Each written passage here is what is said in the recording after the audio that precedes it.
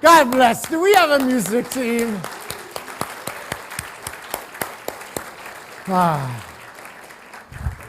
Happy Easter, everyone. Thank you for being here today. Hi, I want to just really thank Reverend Shirley Scott, Reverend Tim Jack for the ministry over the past 2 weeks to be able to give me some time apart, but I am ready to teach. I'm telling you, last Sunday, I was preaching of palm trees in my backyard. I had a service in me. So I got about 6 services in me, but I chose one. And I chose to pick up where we left off. If you remember a few weeks ago, if you were here with us, I began a series a few weeks ago about the religion of Jesus. And I started with an introduction, and that introduction is on YouTube. You can find it, or you can ask anyone how to find it. It's called Religion of Jesus, Part 1. And what I pointed out, in a nutshell, is Jesus was spiritual. He was not religious. And I want to remind you that Jesus was Jewish. He was not Christian. Okay? There was no such thing as Christianity to 100 years after Jesus was gone, and it began in the city of Antioch. Okay? And so today we talk about Easter, a celebration to remember the religion of Jesus, his life, his teachings. And today we celebrate a resurrection, a renewal, a rebirth, a coming back to life from the dead. And in this resurrection, in 2 words, teaches us to rise up. In 2 other words, it teaches us to wake up. Unfortunately, it also sometimes teaches us to grow up. All right? Yeah. All right? And so this resurrection is about embracing the Christ. Embracing the indwelling Christ. The God in us. The God that Jesus the Christ said, "Lo, you may look here, you may look over there, for the kingdom of God is within you." The God that Jesus Christ talked about that says in the Gospel of John, "All these things I have done. You can do these and more if you believe in me." The God that Jesus Christ, no less than 20 times in the 4 short little booklets that were written about this man's life, said, "Follow me 20 times." See, it is this Christ that we teach is what's resurrected today. It is this Christ that we teach is the true nature of each and every one of us. It is this Christ that was intended to bring humanity together and not separate us. And so the Christ I speak about on today invites a spiritual awakening. Jesus, in all that he did, all that he said, all that he taught, and even in those he fought and argued with, lead to a spiritual awakening. And so the religion, if we can even call it a religion, of Jesus was spirituality. And it was because of that that he was crucified in his day. We look at this crucifixion as if it's a once-in-a-lifetime or a once-in-history event. But understand, the Romans crucified tens of thousands of dissidents.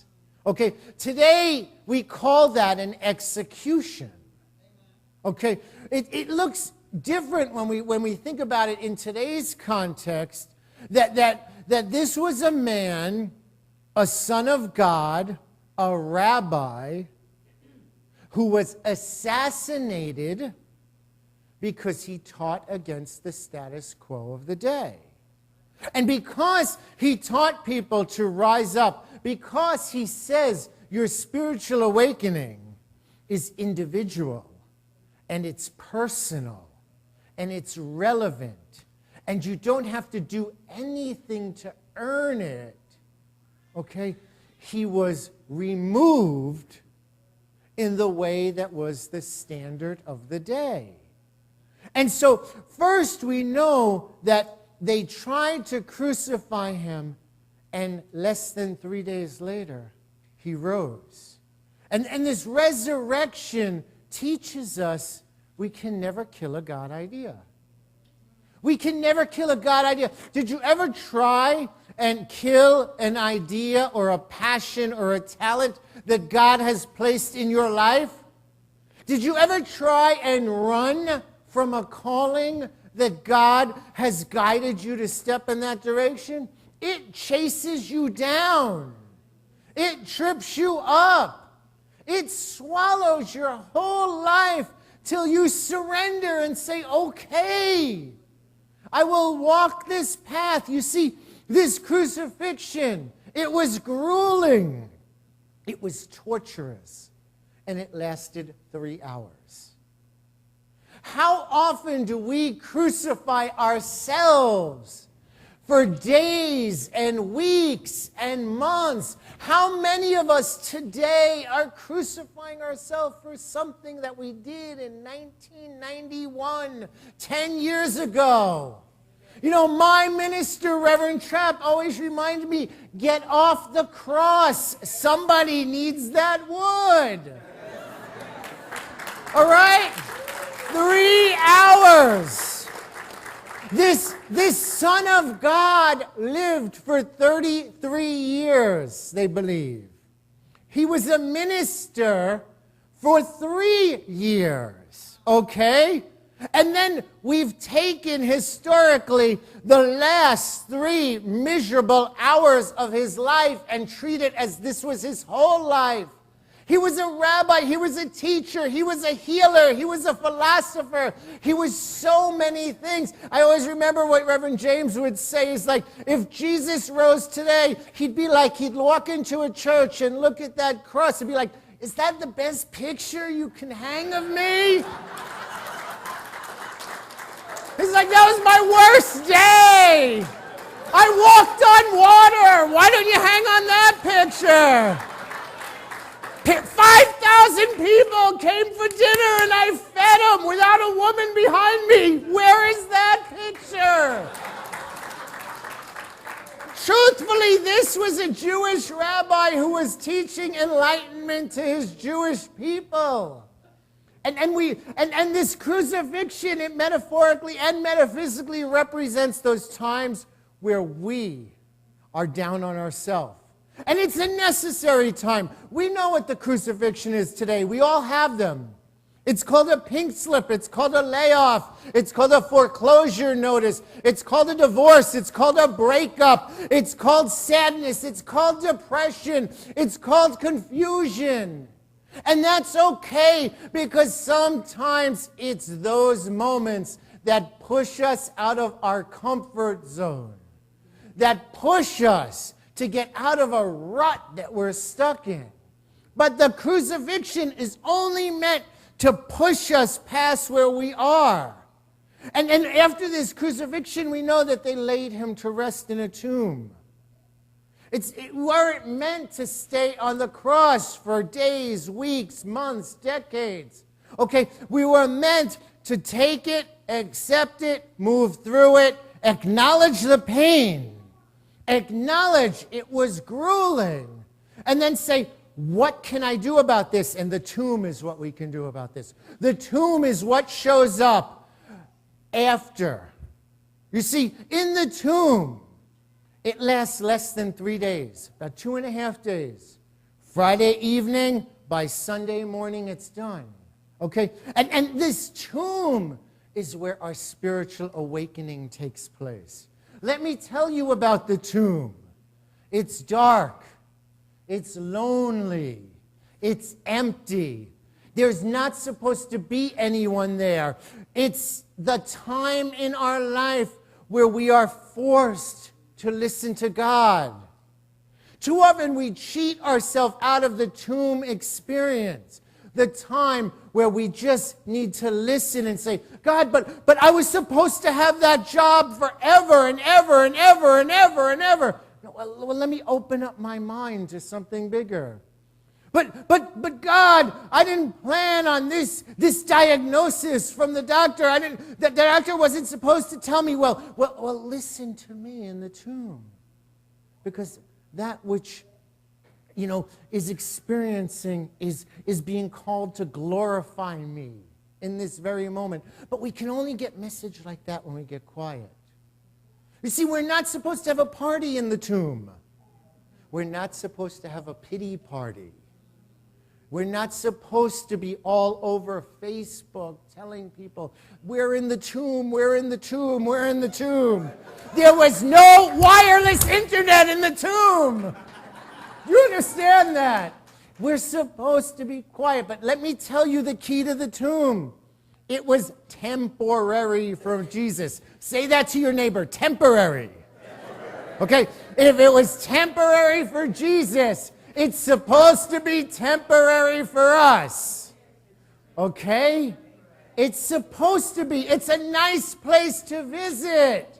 We're not supposed to sign a lease and move our furniture in the tomb, okay? We're not supposed to decorate it and hang our pictures up in the tomb. It's not supposed to have music and Wi-Fi and everything else. The tomb is a quiet place to stop. And so my message today, if you remember anything or somebody says to you, what did the preacher talk about today? I just want you to remember these words. He said, wake up from the tomb. Okay, wake up from the tomb. 2.5 days. Listen quietly, silently, reverently, privately, individually. Pray, call silent unity. Reach out for prayer chaplains. Reach out for counseling. And then recognize after 3 days, the rock is pushed away. And when that rock, which is the obstacle, the human understanding, the limited, challenging, demoralizing, oh my God, consciousness in it, when that rock is pushed away, my brothers and sisters, we should be ready to fly out of there. Okay, nobody went in and pulled Jesus out of the tomb. It was done, and nobody even saw how. Okay, that tomb invites the spiritual awakening. But we wake up in the morning. We don't wake up and then just lay in bed. We wake up to do something, to go somewhere, to share life with people. We wake up to go to work. We wake up, if we're looking for work, you have a job. Your job is to go find a job. Just do it every day with the best attitude and a smile on your face, and stop walking around saying, I'm unemployed. Wake up in the morning and say, I'm ready to work. Okay, and so whatever we do when we wake up, we're meant to move. Movement in our life is what a spiritual awakening takes hold of.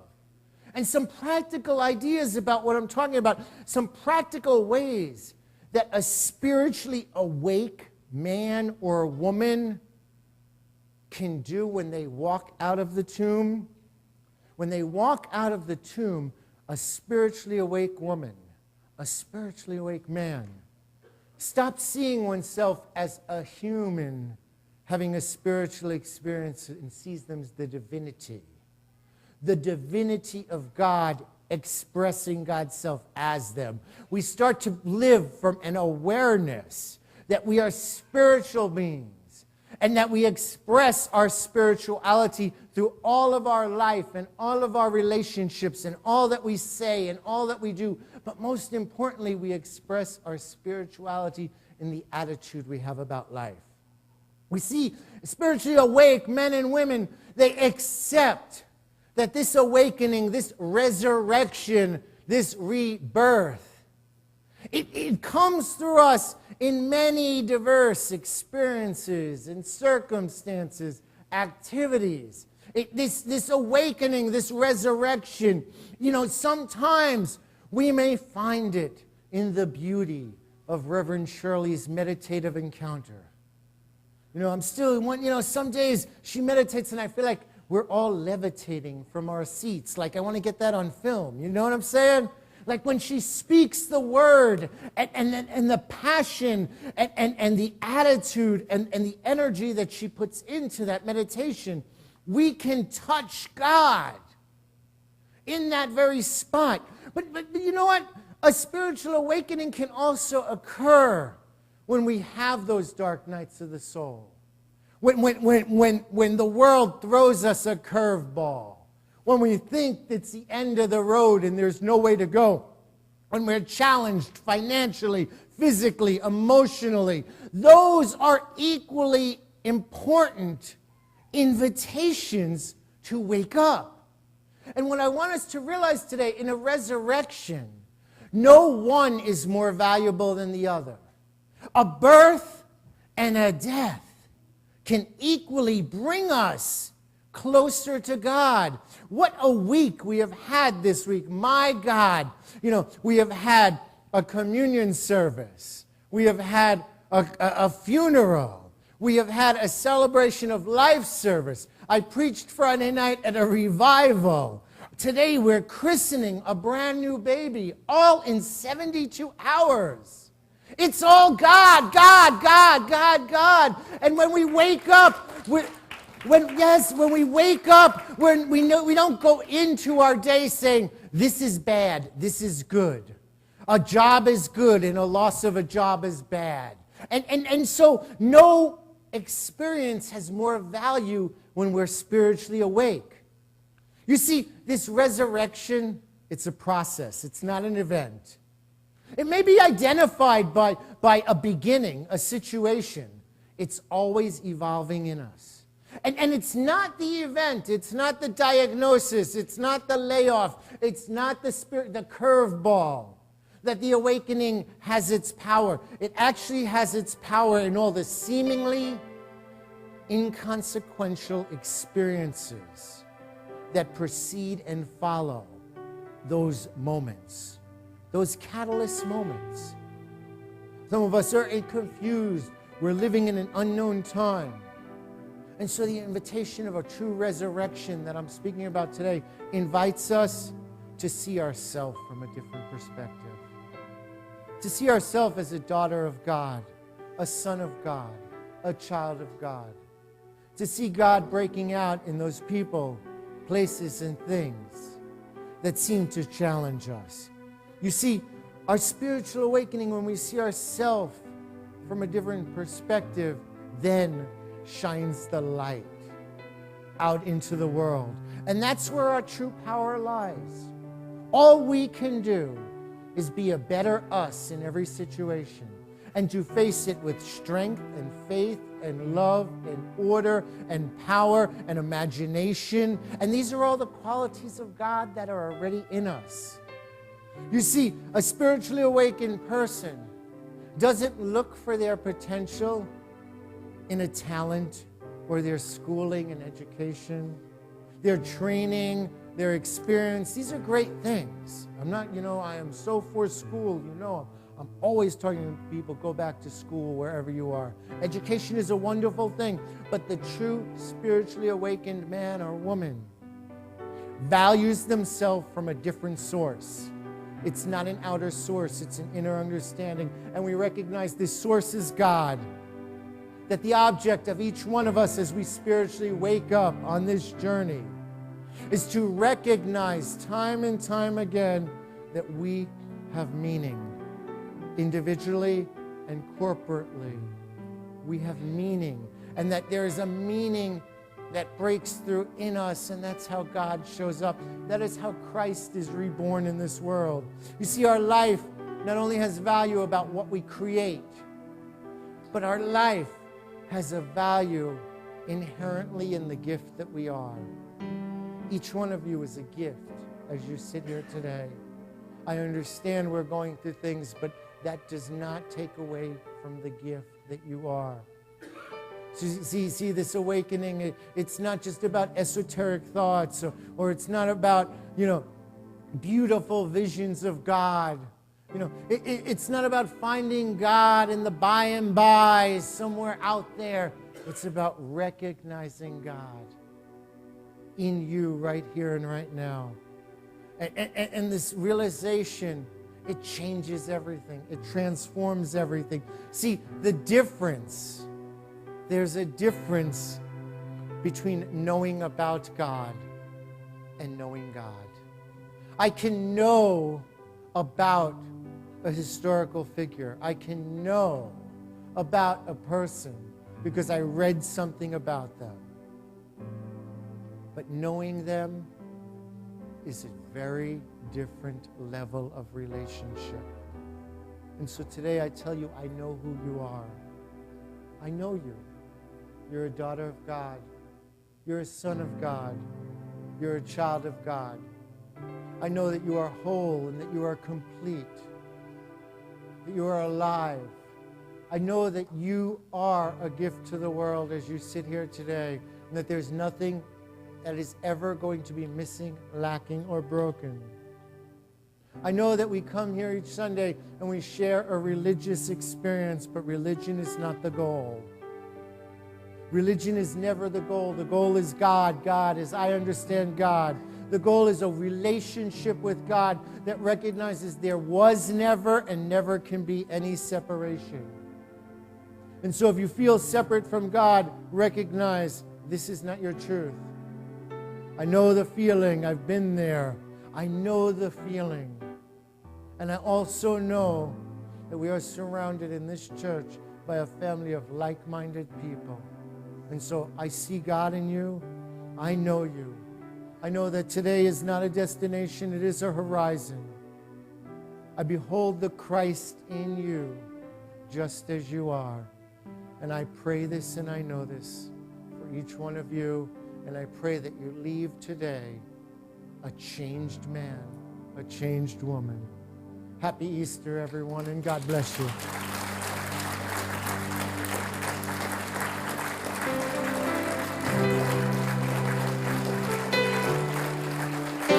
Thank you. Thank you very much.